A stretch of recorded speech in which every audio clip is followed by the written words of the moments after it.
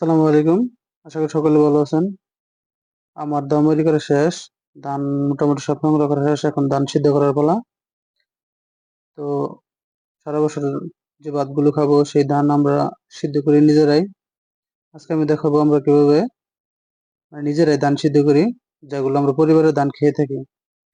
তো এর জন্য আমরা চুলা কেটে নিয়েছি মোটামুটি ভালো করে।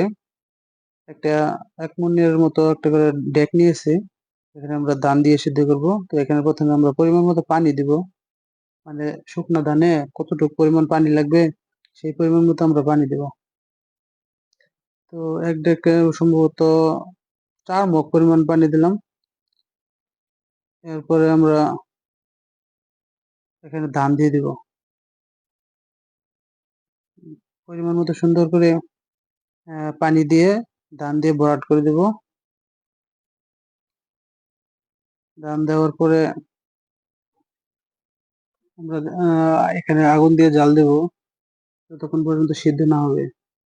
তো দেখতে পাচ্ছেন এখন ধান দেওয়া হচ্ছে। ধান দিয়ে ভর্তি করব।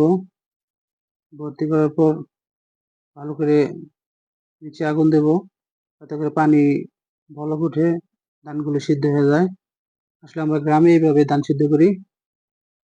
এভাবে ধান সিদ্ধ করলে অনেক ভালো সিদ্ধ হয়। হয়তো বয়েলে অনেক মেশিনের মাধ্যমে ধান সিদ্ধ করে, কিন্তু আমরা ওইভাবে না করে একটি পাতিল দিয়ে গ্রামে এভাবে আমরা ধান সিদ্ধ করি। তো অনেকক্ষণ সিদ্ধ করার পর মনে হলো ধান রেডি হয়ে গেছে। আমার আম্মা আমাকে ডাক দিল। আমি যাই দেখলাম ধানের যে একটা ফুটি আছে সমসম শব্দ করে, সেটা আর নাই।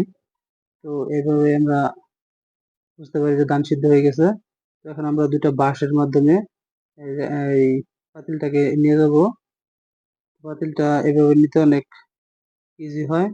কোনো প্রকার বেশি ওজন লাগে না, কোনো রিস্কও থাকে না। এভাবে সুন্দর করে আমরা ঢেলে দেই। দেখছেন কত সুন্দর ধোয়া উঠতেছে, ধানগুলো সুন্দরভাবে সিদ্ধ হয়ে গেছে। এভাবে আমরা আমাদের বাৎসরিক যত ধান লাগে সব এইভাবে সিদ্ধ করে থাকি।